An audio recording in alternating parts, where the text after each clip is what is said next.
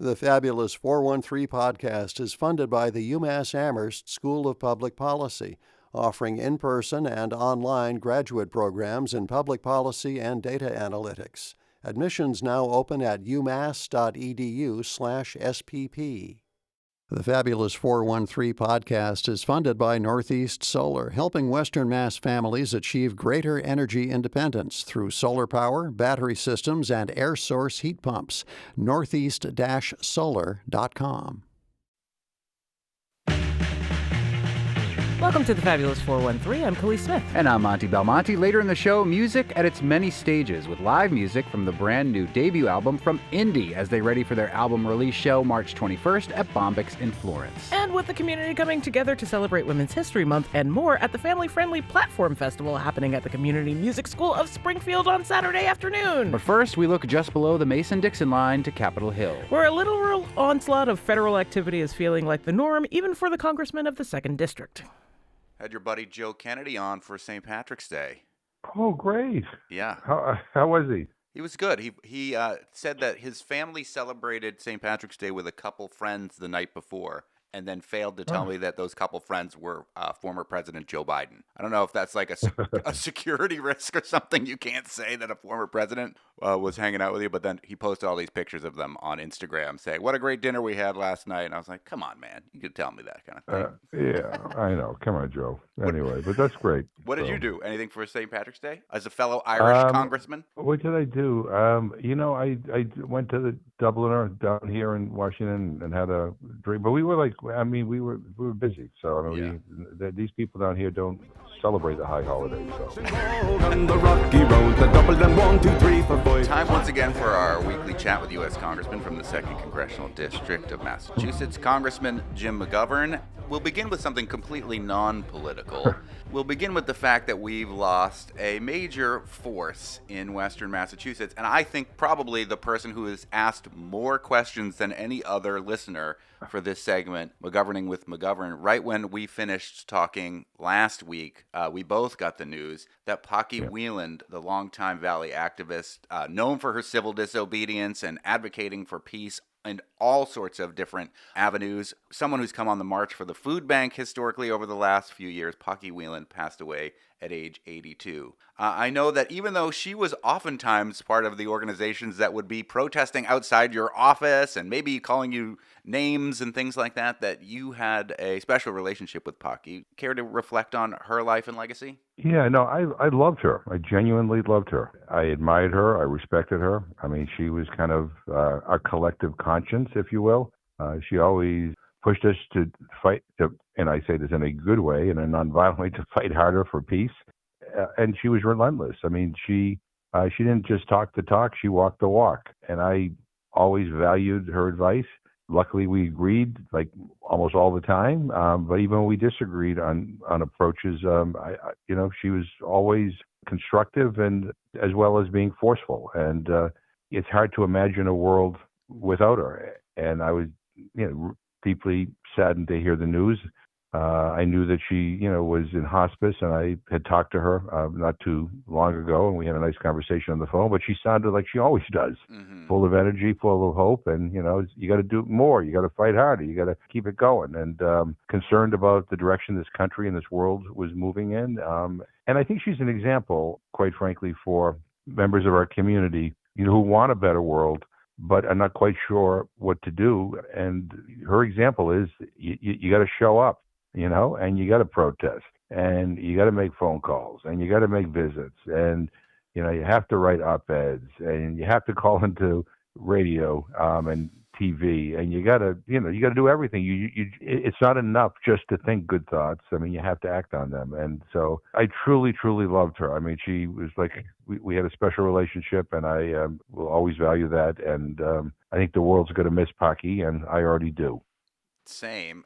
She, in many ways, followed in the footsteps of another peace activist, Frances Crowe, who passed away several years ago. Sure. And it just, who is going to fill that void? I think it should never be a one person. It should always be an us standing up for what's right, standing up for peace, because a lot of times the people that we admire let us down, not Paki. I'm thinking of Cesar Chavez at the moment. Yeah. But we'll leave that aside because there's so much going on with the war in Iran and now a new front in Lebanon. Heather Cox Richardson yesterday writing, President Trump continued to demand that other countries help the U.S. reopen the Strait of Hormuz for tanker traffic, but one by one they have declined. Meanwhile, you've got the top aide, Joe Kent, resigning as national counterterrorism over the war in Iran, saying he cannot in good conscience support the ongoing war in Iran. Iran posed no imminent threat to our nation, and it is clear that we started this war due to pressure from Israel and its powerful American lobby. Criticism of Israel was one of the main things that Paki Wieland would often write in about to this show.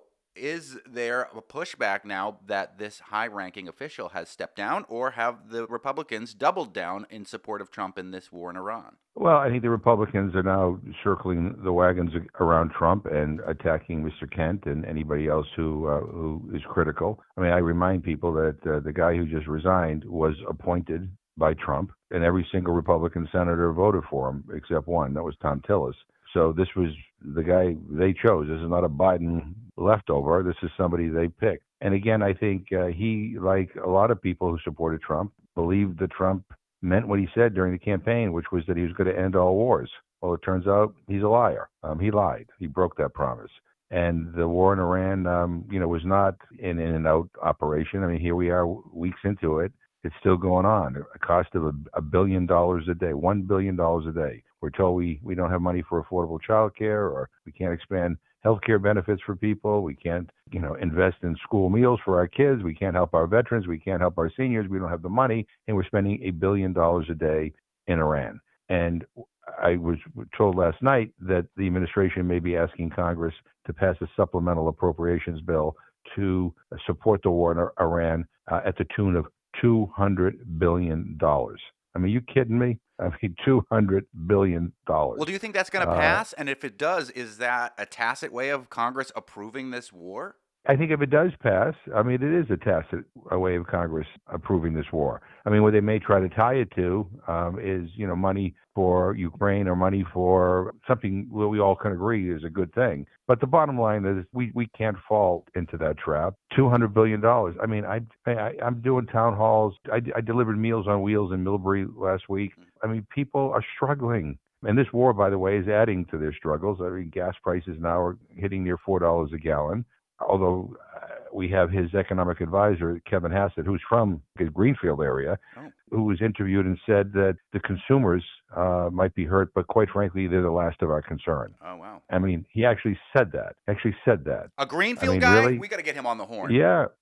I mean, Kevin Hassett, look him up. He's one of his top economic advisors. Writing it down. It's really quite extraordinary. But yeah, this is what happens when you have a cabinet and an administration full of billionaires. I mean, they don't worry about whether gas goes up or down. They don't worry about the cost of anything. I mean, they get billions of dollars. They're worried about how do you make more money, and that's it.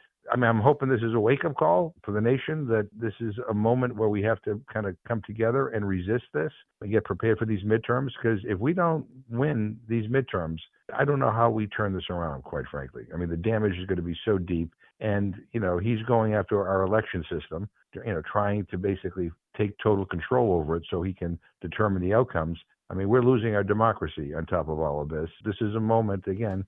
I mean, if Paki were on the call with us right now, he should be, telling us that, it's time to take to the streets. It's time to get into good trouble. She'd be getting arrested somewhere, no doubt about it.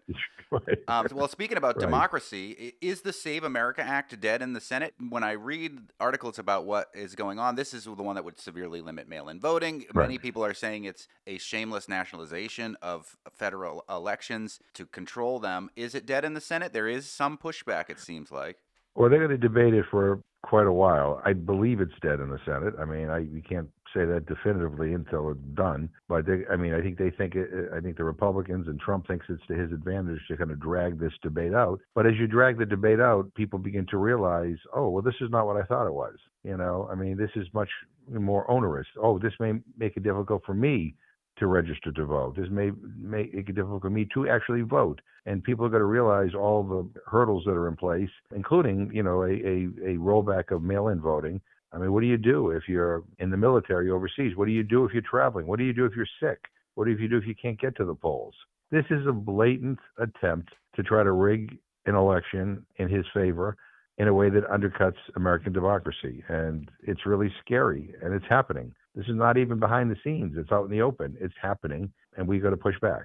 A listener question from David Abbott, who writes, please ask Congressman McGovern if the Democrats will be able to put forth a bill to double the standard deduction for income tax filers. This would be a great help for many folks. I heard that this was something the Democrats would like to accomplish. If they win big in the midterm elections, this could become a real possibility. It's getting close to tax day. Is this a double standard deduction something that is actually earnestly being considered by the Democratic Party? Well, I mean, we don't have the ability to be able to offer that in the minority because the Republicans, again, are running the House of Representatives like the Duma. They block every amendment we offer. But yeah, I mean, it is something that we can do if we are in charge. I mean, we can offer these amendments. Richie Neal, my colleague from not too far from where you are right now, it will be the chairman of the Ways and Means Committee. That is the committee that will oversee all of our tax policy. And so we will have somebody who can actually advocate for some of these ideas. There's a lot of things we can do to ease the burden on average working families in this country, and we need to pursue multiple things.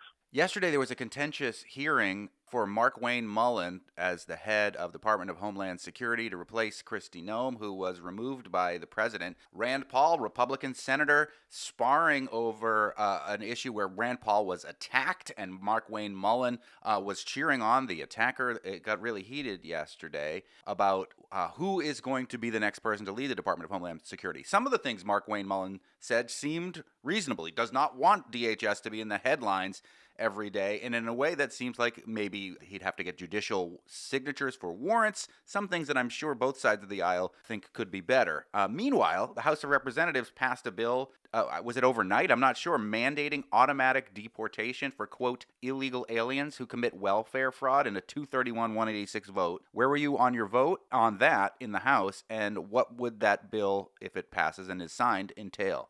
They have a number of bills targeting immigrants that they've introduced. They have another bill that would, force the deportation of immigrants who kick animals or are cruel to animals. By the way, that already is the law.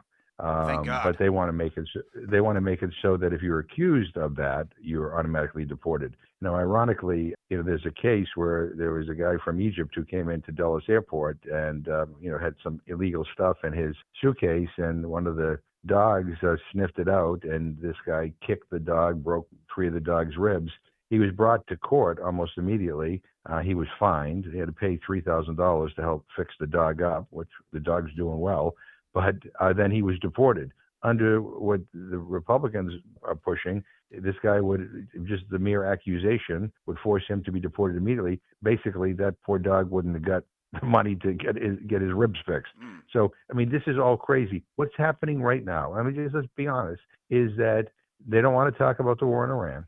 They don't want to talk about how prices are going up and these tariffs are killing people. They don't want to talk about all the unrest and all of the hardships that are happening in this country. So let's talk about immigrants. Let's demagogue immigrants. Let's talk about trans kids. Let's talk about things, that they can get a reaction from the hardline right wing to say, oh, okay, and forget about all the other stuff. This is a major, massive distraction campaign, and we've got to see through it. But what they're doing is either restating current law or they're basically removing due process in a way that, quite frankly, undercuts our values. So let's not get fooled and get sucked into their game here. Let's focus in on, these kind of bread and butter issues. I mean, he talked about America First. Well, America First to me, he's making sure my constituents aren't struggling, that they can pay their rents, they can pay their mortgages, they can pay their energy bills, that their kids have a bright future. I mean, those are the things we need to focus on. Meanwhile, I believe Congress is about to go into a 2-week recess, and if the cost of the war is actually $1 billion a day, that's $14 billion unfettered without any sort of guardrails. Is this war mission accomplished for Donald Trump, especially in the sense that no one is talking about the Epstein files? Well, I don't think it's a done deal. It may have been knocked off the headlines temporarily, but many of us are still pushing for the complete release and for accountability. By the way, on the war in Iran, I mean, Trump is now, we're told, contemplating putting troops on the ground, putting them directly in harm's way. And I will tell you, it's not going to be the sons and daughters of the Epstein class that are going to be in harm's way. It's going to be, hardworking families all across this country whose kids are being put in harm's way. Look, we can't forget about the Epstein files. We can't forget about accountability and getting justice for those women and girls who were abused by some of the most wealthy, well-connected, well-off individuals in this country. And just because you're well-off and well-connected doesn't mean you should escape accountability. I mean, we're seeing in other parts of the world and other countries in the world, high-ranking officials, leaders in the business world, even in England, a member of the royal family, they're being held accountable. In this country, the opposite is happening. And we have to break that. Just because you're a billionaire doesn't mean you're above the law. And, and so the push on accountability is going to continue. I can tell you that. Whether it makes the headlines every day, that's up to, a news desk. But the bottom line is people are still pushing. Congressman, what's giving you hope this week?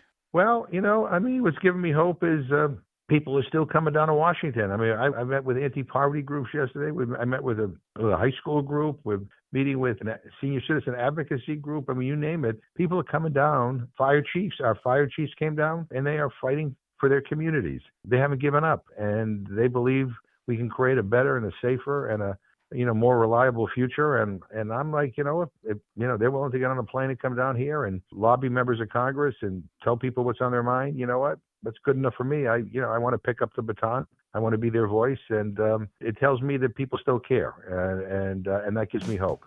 U.S. Congressman from the 2nd Congressional District of Massachusetts joins us every Thursday. If you've got a question for the Congressman, you can send it to us, thefab413@nepm.org, and I'll ask him for you. Thanks so much, Congressman.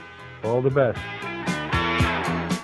On the way, live music to celebrate the brand new debut album Role Model from genre-agnostic artist Indie. But first, Community Music School of Springfield is bringing women to the stage and littles to new sounds with the Platform Festival, and we'll hear from some of the folks involved next. You're listening to The Fabulous 413 on 88.5 NEPM. The Fabulous 413 podcast is funded by the UMass 5 College Credit Union, dedicated to creating access to financial well-being for local people, businesses, and communities. Insured by NCUA, umass5.coop. The Fabulous 413 podcast is funded by Dean's Beans Organic Coffee, a locally based, worker-owned company committed to social and environmental responsibility, roasting fair trade, organic, shade-grown coffee since 1993. DeansBeans.com. It's the Fabulous 413, and with us are Sunrise Duet, a flute and harp duo who'll be performing this Saturday in Springfield at the Platform Festival, which you'll hear more about shortly. Thanks for being here. Tell us a little bit about the piece you're performing today. The Deserted Garden by Florence B. Price.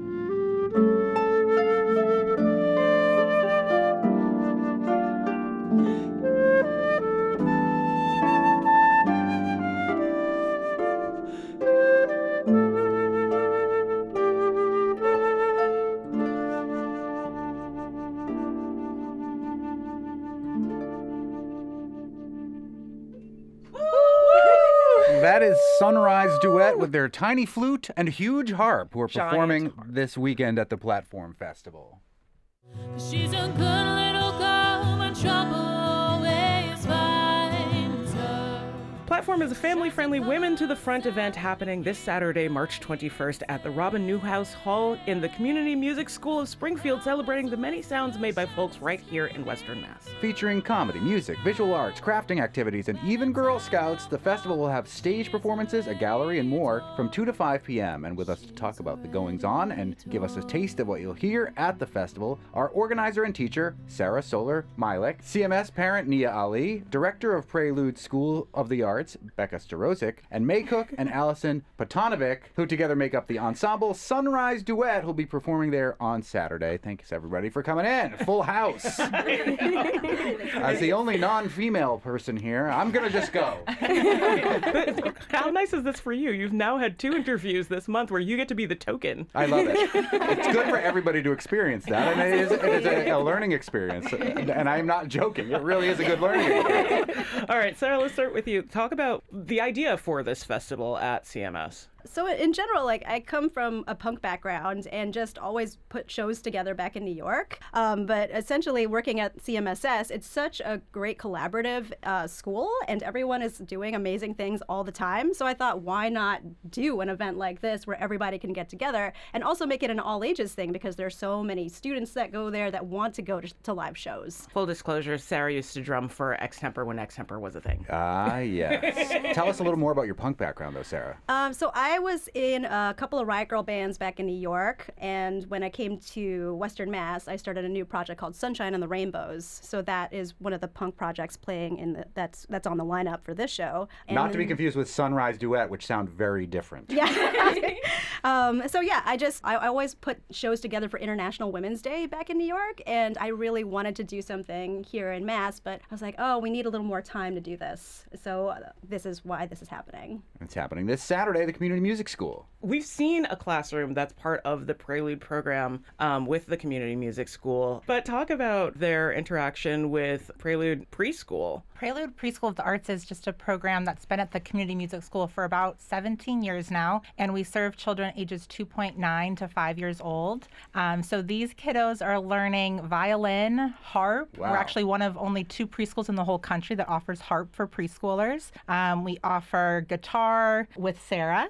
We have African drumming, bomba, bucket drumming, general music, dance. They get a 30-minute class every single day while they're at preschool. Oh, every day? Every day, yep. And then we also have a visual artist who is actually part of the platform lineup, Miss Allison, and she put together a really cool showcase for this event that sometimes actually features some of the kids' artwork as well. She had them collaborate with her to create the backgrounds for a couple of the pieces that you'll see at the show on Saturday. Cool. How many kids are part of this program? We have up to 30 students per year. And where do they come from? Are they all from Springfield, or are they from the surrounding communities? Springfield and surrounding communities. Do you have like an elderly living community called CODA? Oh, really? It's something to think about in the future. Oh my God. Wow. We do actually have a fabulous program called Lifelong Learning. That's right. For all adult students, ages, I believe it's anywhere above college age to seniors. That's great. And we're speaking about the platform event that's happening this Saturday, March 21st at the Robin Newhouse Hall in the Community Music School of Springfield. Yeah, what's it like with your son in this program? How do they like it? They love it. Our car rides to school are very, very loud, as are the ones back from school. My son, I think of him like a super senior. He's in his final year there, and I have a daughter who's just starting there. And it's been amazing seeing his growth kind of coming full circle as he's ending his journey and seeing my daughter beginning. Their interest in music, and not just in listening to it and dancing it, but also picking up an instrument, identifying different sounds and whatever's playing. So many different genres, or you could be watching something and in the background they're like, what's that ticking sound? They're just, their ears are so open, as are, their minds, and then it opens up these really broad conversations that kind of take us around the world, all in a car ride, all in a day's work. So to be able to dive in it, because their little instincts are already in that place, right? And it's art without boundaries. It's not color in the dot, right? It's really incorporating different things from nature, or just all different types of mediums, and then the same thing with music. It's not children's music and lullabies, So it's like you can be loud and you can learn a skill while you're doing that. You can be artistic, be messy, but then it's also in a way that there's more exploration and creativity. So I think it's a perfect fit for my kid, and I think every kid, what kid doesn't like music, sound, noise? Right. Sarah and May, talk about teaching as part of the Prelude program, because I noticed when you came in, there was all of this buzz about like, oh, you're Hakeem's mom. Like you recognized the parent of somebody that you had interactions with. So what's it like being like one of the instructors for this program? Yeah, it's absolutely incredible. Me and Sarah co-teach the harp and strings class, and then Sarah also teaches with the violin class. It's absolutely fantastic. We teach separate classes for each of the age groups. They're about half hour, and we do general music, dance, and singing, and movement. Sarah has all of these fantastic songs in her repertoire for those. And then we have these itty-bitty baby harps that come in all colors. They're so cute. They're adorable. And more in line with what I thought you were going to be bringing in today. We got a full-size harp. Yeah. We have them first learn on little cardboard harps just to make sure that they know how to like put it on their shoulder and know like how to pluck a string. And then we bring in these baby real harps, and they learn how to do glissandos, sound effects. They start learning the note names. We don't call them C and F. We call them cat and fish strings. We make it a little simpler for them to grab onto, but they have a blast with it, and they've done some pretty incredible things. And it's taught me a lot about how to teach harp. Yeah, I mean, I think the most fun part about it for me is the songwriting aspect. We do a lot of improvisation in class, and so we'll bring a song in, and then all of a sudden it'll just expand into something completely different. Like, okay, we're doing this song about dinosaurs, but now we're going to go to the jungle, and we're going to visit, a chameleon that also paints, like red dots everywhere. And then all of a sudden another creature comes from the abyss and is like, it's a narwhal that wants to eat graham crackers. So like these kids are just coming up with ideas all the time, and I think it's just also Prelude in general with the Reggio approach, just constantly following the lead of the kids. Our showcase that we just did in February, we had the kids write their own story following this main character dinosaur, and each kid wrote a new page in the story. We had dinosaurs going upstairs, dinosaurs having a dance party, and then they wrote their own sound effects on the harp to go with that story. So cool. We got to get them working with Jane Yolen, who does those How to Dinosaurs books and lives right here in the house. She would love that, I'm sure. You mentioned the Reggio approach. What is that? Yeah, Reggio Emilia is an approach that is kind It's also my favorite cheese. A lot of parents are familiar kind of with the Montessori approach. If you're looking for preschools at this time, in this day and age, you look at different approaches that schools are following. And Reggio Emilia is an approach that's child-led, arts-based, project-based. So instead of having a set curriculum, it's called an emergent curriculum. So we're really paying attention to what kids are interested in, and then we're using and harnessing what their interests are and going off of that and building onto that, bringing in new provocations, new activities, new music, new art to further their interests and their learning. We Italians have some really good innovative learning That's styles. right. That's Reggio, right. Montessori. We're talking about the Platform Festival happening at the Community Music School of Springfield this Saturday from 2 to 5. How did the Girl Scouts get involved with this? There Because the is Girl a Scouts- box of Girl Scout cookies, a box of boxes of Girl Scout cookies in the studio with us right now. Yes. None of us have touched them yet. Support Girl Scouts. Yes. So my daughter Louise is in the Girl Scouts, and my wife is the troop leader. But essentially, they wanted to be part. Well, Girl Scouts are part of the community, right? And a huge part of the community is also selling cookies and just being out there. But essentially, they're running a table at the event, doing a craft corner for kids. That's going to be Women's History Month themes. They're going to be teaching kids about how to make Women's History puppets, and they're just having an area to just have for kids. And they're also earning a badge for doing it. Shout out to our very own Chris Schwantner from NEPM, who's in the other studio filming this right now and is on the board of the Girl Scouts of Western Mass. Love the Girl Scouts. It is the biggest entrepreneurial experience for young girls in the whole country, right? Maybe even the whole world. It's incredible. I'm reading the box here. It says, is the largest girl-led entrepreneurial program in the world. So Nice. it's the largest. I'm fact-checking because the box is right in front of me. You were right. The only part of the box that I can read is Samoas do not drop. Drop them right in my mouth. Learning so much just watching. That is my favorite Yeah, flavor. they're my favorites. Yeah. I get the Thin Mints for my partner, and the Samoas are for me. I don't share them. There are 8 acts performing at this, and one of them is Sunrise Duet. Flute and harp is not a combination that people see very often. Unless they go to Prelude. Fair enough. Start them young and we'll see it more often. But how did this combination, how did your duo come about? So May and I met in our master's program at the Hart School, and we met in a class and became friends. Talk about the Florence Price piece that you performed, because I think Florence Price is an amazing composer. More people should know her. Well, honestly, like all of the women Prices that wrote music really should be looked at because they're important figures both in music history and in history in general. But talk about Florence Price and why you picked that piece. When we heard about this from Sarah, we really wanted to showcase women composers, and we started off with the Charmenade, which we will be playing on Saturday, and then we were really looking for other pieces that could go, and we stumbled upon this one actually by accident. I found it like at 1 a.m, but I really wanted to showcase work by a woman composer of color. We really tried to cover all of our bases and really showcase as much work from a variety of composers as possible. And I love her pulls from jazz and her use of non-harmonic tones.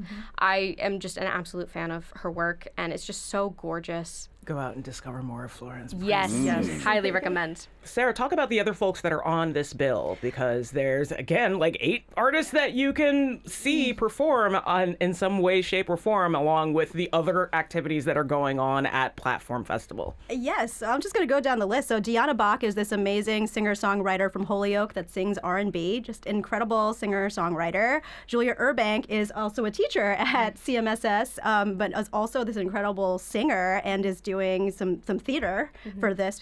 And the Third Entity, well, you know the Third Entity, right? So Lynn. But the other people don't. Yes, so Third Entity, like electronic soundscapes, a lot of really cool singer-songwriter stuff too, but like with a lot of really cool loops. Sunshine and the Rainbows is the punk band that I'm in. We already heard about Sunrise Duet. Lex Oliver, another electronic music artist based out of East Hampton. And then Unju Lee, another CMSS faculty member that's playing some classical piano. And then Kelsey Flynn is actually a stand-up comic that's been around forever. So She's not that old. Friend of the show. Yeah. I'm doing an event with her in 2 weeks. You are. You are. Very cool. And then the visual artists. So Allison Needham is the artist we were talking about earlier that collaborated with the Prelude students. And then May Cook, the harpist, also does some amazing work painting. Multifaceted. What's your visual art that will be on display there at Platform? Yeah, I have some paintings and charcoal drawings. Some of my paintings are from a series I'm doing called Cozy Moments, candid moments of peace and serenity. And then I have a couple more protest pieces that are about fighting against the erasure of minority voices.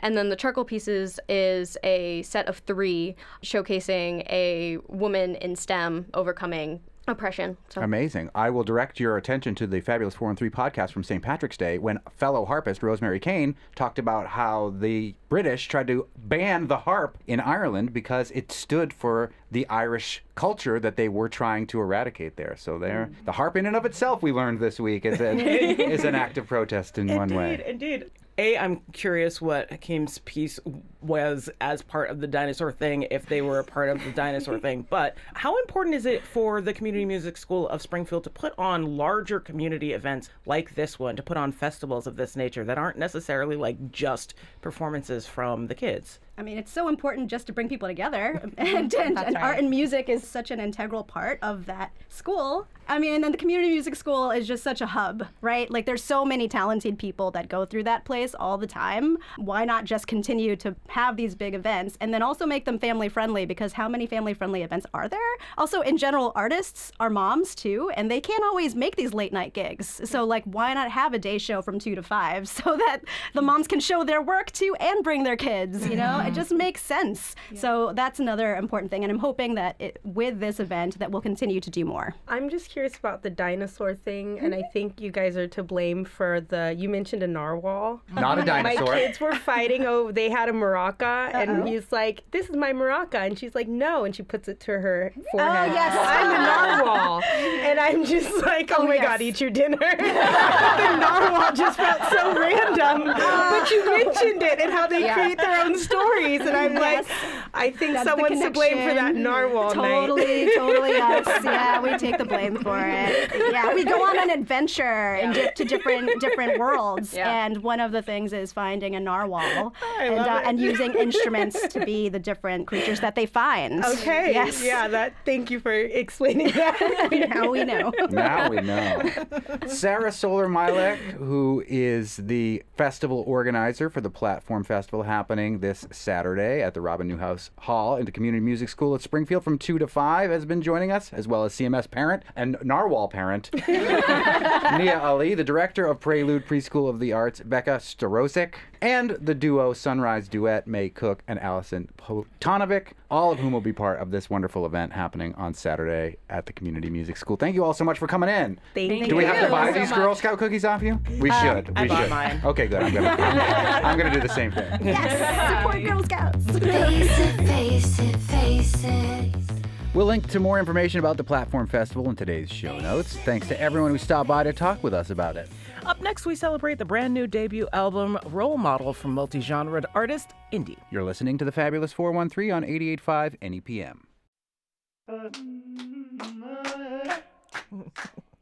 Welcome back to the Fabulous 413. This Saturday, you can celebrate the debut of Role Model, the remarkable new album by Northampton-born artist Indie, through this immersive hometown release concert. Role Model is a Künstlerroman. Ooh, I was so close. Künstlerroman. Okay. I'm glad you endeavored to say that, Khalees. An artist's coming-of-age story and soundtracks Indie's mission to become the black queer role model that their community lacked during their childhood. This evening-length concert will present the album in its entirety, along with a live community choir, which we hope you'll join in song. And in studio with us to celebrate the album is a small smattering of the performers who join Indie on that stage on March 21st. We have Hazel Basil, Ailey Verdell, Camille Asia, Nigel Oglesby, Richard Paris Scott, and Indie, all here to support our person of Indie and the new album. Thanks for joining us, everybody. We're really excited. This album sounds fantastic, but let's hear a song live and then we'll chat. Yes.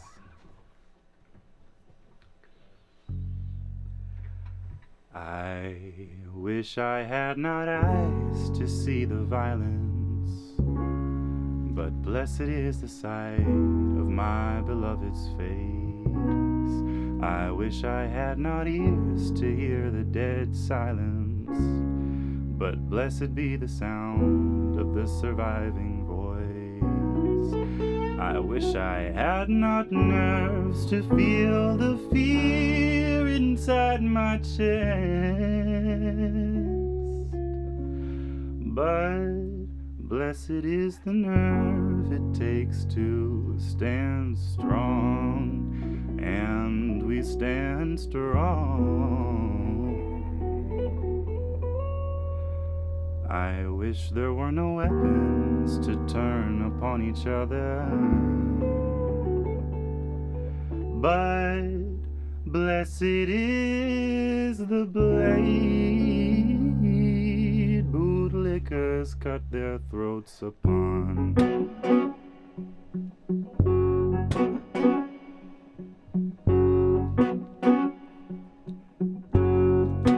Why do I feel crazy riding for my freedom? You're indoctrinated in hatred, though it hurts to say it, say it. Would you kill to free my pride? Or would you step back and pass me by? Fascist legislation coming for our bodies, yeah. They're never safe in our skin, no.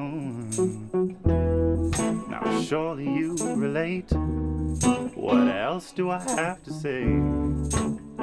Would you kill to free my pride? Or would you step back and pass me by? Remember, didn't let our children in their parks. Remember, didn't want us walking on their blocks. Classrooms were locked, preachers get shot, press get picked off. I think God's a cop, we share a struggle. Don't you see, my plea is your plea, yeah. And my freedom is your freedom. Say yeah, yeah. My death is your death. Say yeah, yeah. My life should be mine. Say yeah, yeah. So don't you deny me. Say yeah, yeah. Would you kill to free my pride? Or would you step back and pass me by? Would you kill to free my pride? Or would you step back and pass me by?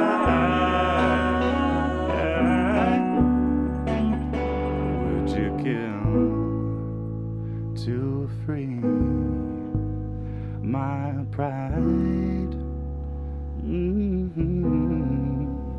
Won't you step up? Don't pass me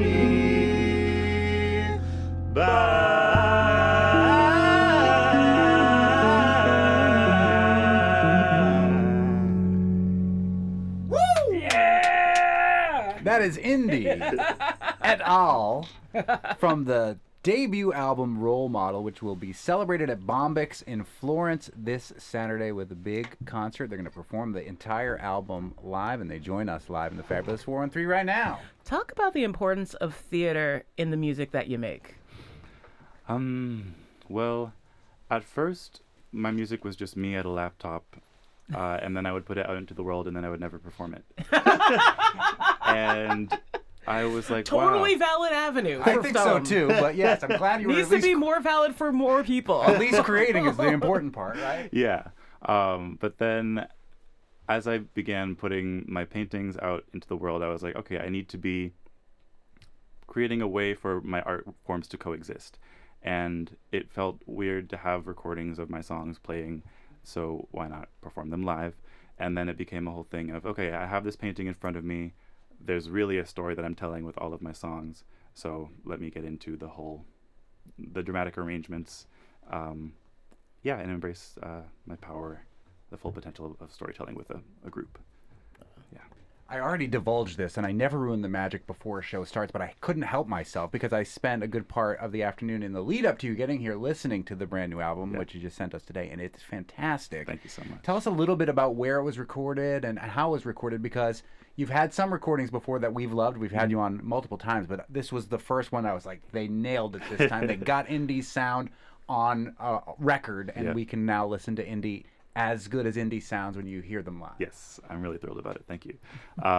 So I recorded most of it at home in my dining room. And then a lot of the instrumentals we recorded at the Northampton Community Music Center. Which is the last time we had you on. We went there. Yes. And in our recording studio in the basement. So that's where we did a lot of the keys, guitar, and I also recorded some choir vocals at another place in Northampton, as well as recording my choir, the Ujima Singers, during our rehearsal time. Yeah. How did working with Ujima and Evelyn shape how you made these arrangements? And like the late Evelyn Harris, Yeah. who had started the Ujima chorus that now Indy's at the helm of. Yeah. But like the thing that I was struck by in listening to this is how different like this sounds from some of your earlier work. Yep. I think with the song you just heard is a great example. That song, Don't Pass Me By, I wrote it shortly after I joined the Ujima Singers, and I was really, in awe of Evelyn's prowess as a musician, as a singer, as a songwriter. And it also, that group gave me the space for the first time to tap into more traditional types of songwriting. So this song is very much in keeping with other spirituals and protest music. So it's had a really big impact on my activism. And then my songs, as everyone in my band will tell you, are really complicated. I don't know anything about that. And I love to throw musical curveballs, but working with a choir of people who don't have to be trained musicians, they can just come in and lived experience as a person of color is the only requirement for the group. And coming into that space and working with people regardless of their level of musical knowledge has really been helpful for me to learn how to teach anyone. And it's also been just really beautiful to show people who haven't had a relationship with their body as an instrument how to wake that up. The album is called Role Model, and we've been talking about Evelyn Harris, who we've memorialized multiple times since her passing, who was part of Sweet Honey in the Rock and restarted Ujima, as we mentioned, was part of the Young at Heart Chorus, a fantastic musician. The list goes on and on. Yeah, and you have stepped into her shoes at the helm of the chorus, but again, the album is called Role Model. So talk about Evelyn Harris as a role model and how that affects you going forward as a role model yourself. Yeah, my art practice is really a beautiful line of dominoes. Everything is very serendipitous. But the theme for the album really comes from growing up in the area and not having people who look like me to look up to. And so a lot of the music in the record speaks directly to that. And it wasn't until 2023 that I met Evelyn. And that was the first time in my life that I had a Black queer person in my community regularly. And so I've definitely feel like that last song is dedicated to her. But for the most part, it's been me saying that I am my own role model, that I have to fill the void and create the music for people to look up to. Well, we're going to hear another song, and if you listen to the podcast, you'll be able to hear the entirety of this song. If you're listening on the broadcast, you'll get to hear some of it. But you get to hear the entirety of the album live on Saturday at Bombyx Center for Arts and Equity. The album is called Role Model, and it's from Indy, and we are in the studio with a bunch of Indy's band, including Hazel Basil, Ailey Verdell, Camille Asia, Nigel Oglesby, Richard Paris Scott, and Indy. Let's say our farewells and then launch into the last song. Although I'm super curious how grandiose it's going to be on Bombyx's stage. Because, pipe organ, I two choirs. That's amazing. Why have one choir when you could have two choirs? I wholeheartedly agree. This is real. All right. On the next Fabulous 413, we'll talk with the leadership at Tapestry Health as the organization readies for their annual gala. We'll also have live music from the band coming to play for Monty's birthday up in Turner's Falls on March 20th, the Dream Eaters. And a Thunderdome of Bubbles and Double X Chromosomes at Tip Top Wine Shop with Lauren Clark. Let's hear one more from Indy from the album Role Model here on the Fabulous 413. All right, here's Polly Ray. My teeth are laced up like white Nikes. Smile, that expression's supposed to pay off. It don't. I trim my hair and I brush it wavy. Child, that do-rag polyester rayon. Rayon, Rihanna playing, I can hear her saying, need a man to manhandle, damn. Just one more shift till I kiss my baby. Ayy, he better shake me like he can. I hate it when my off days come on my days off, especially now I'm laid off. Yeah. Love it when I'm laid on my baby arm and he's singing me a sweet song to sleep on. And it goes like, hold it tight at night. hold you tight at night. Hold you tight at night. Hold you. Goddamn, I miss having him to kiss and lay on, my little Chicago thing, my love. Now what you think it is that keeps me holding him strong? Me and my polyester rayon. Hold you tight at night like my do-rag. Hold you tight at night like my playing. But when I'm laying alone, sometimes I pick up the comb I use to comb his curls. I kinda hate that I get sad when my boo ain't in my bed. I gotta wait to hold my world. I hate it when my off days come on my days off, especially now I'm laid off. Love it when I'm laid on my baby arm and he's singing me a sweet song to sleep on. Off days come on my days off, especially now I'm laid off. Love it when I'm laid on my baby arm and he's singing me a sweet song to sleep on. And it goes like, hold you tight at night. Hold you tight at night. Hold you tight at night. Hold you tight at night. Hold you tight at night. Hold you tight at night. Hold you tight at night. Hold you tight at. Hold you tight at night like my do-rag. Hold you tight at night like my. Tight at night like my do-rag. Hold you tight at night like my. Tight at night like my do-rag. Hold you tight at night like my. Tight at night like my do-rag. Hold you tight at night. Hold you, hold you, hold you.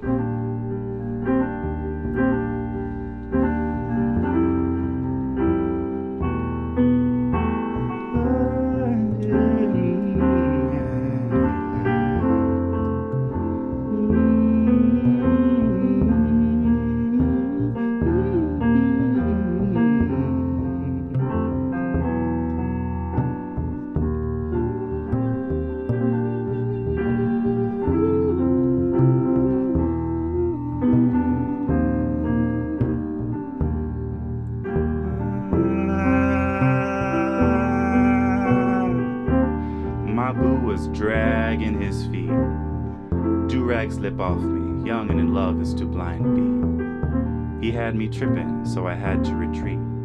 Tofuti cutie, even sweets can give you a brain freeze. And he bit off more than he could chew.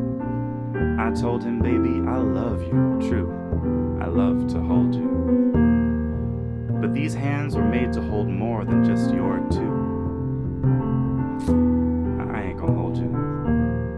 And while I'm speaking truth, he outgrew me too. Time was saccharine till the sacrifice. It took time to look back and smile at our cocoon, and now I do. Like the do-rag I outgrew. Or like my nephew, kicking off his itty-bitty baby shoes. Play Ailey.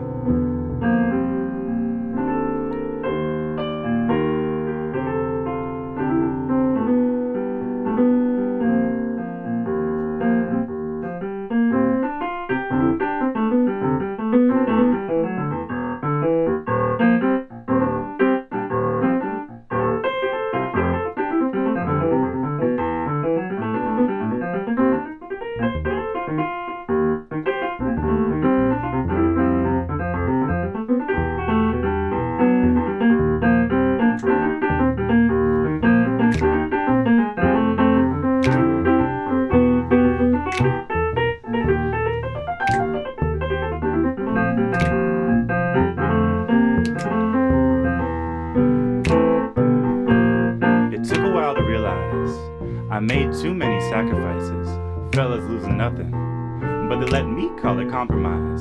Selfish, loveless, paranoid, and ignorant. Why I stay with people whose hearts ain't really in it? But I'm a pixie promise. 1, let nobody down. 2, true to my principles and values and confidence. I'm a double triple that. Intention, 400%. If people keep me accountable, we're capable of flourishing. I got a multiplicity of needs. Community oriented. To the beat, O-N-E. It's basically the opposite of greed. The division of labor we call L-O-V-E. Think I've always been this way. But you could say I got hit by the poly ray. We could be forever, baby, if forever means adaptation and change. Now say right, true, community feeds. Right, true, community. Right, true, community feeds. Come on, join us. Right, true, and then wait for it. Community. Right, true.